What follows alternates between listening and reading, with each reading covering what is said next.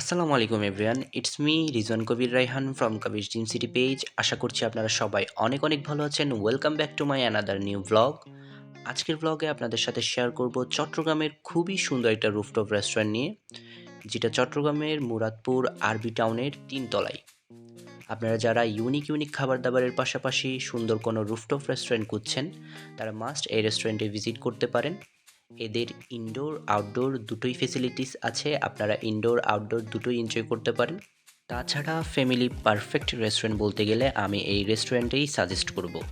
আর এই রেস্টুরেন্টের প্রত্যেকটা কর্নার ওয়েল ডেকোরেটেড, বাইরের রুফটপটা তারা খুবই সুন্দর করে ডেকোরেশন করেছে। বলতে গেলে পিকচার পারফেক্ট একটা রেস্টুরেন্ট।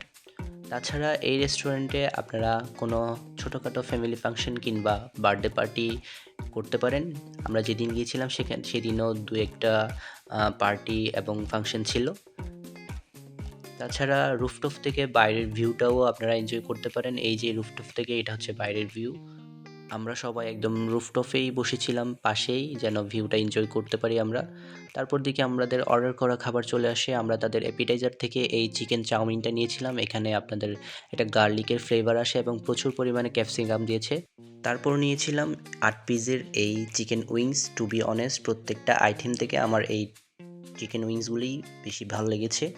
এরপরে নিয়েছিলাম এই চিকেন চাপ নানের সাথে। চিকেন চাপগুলো অন্যান্য জায়গার তুলনায় একটু জুসি ছিল আর একটা স্পাইসি ফ্লেভার আসছিল। এখানে খাবারের প্রাইস একটু হাই হলেও খাবারের কোয়ান্টিটি এবং কোয়ালিটি তারা দুটোই ভালো রেখেছে। এটাই ছিল আমার আজকের একটা ছোট ব্লগ। আশা করছি আপনাদের ভালো লেগেছে। Thank you for watching. আল্লাহ হাফিজ।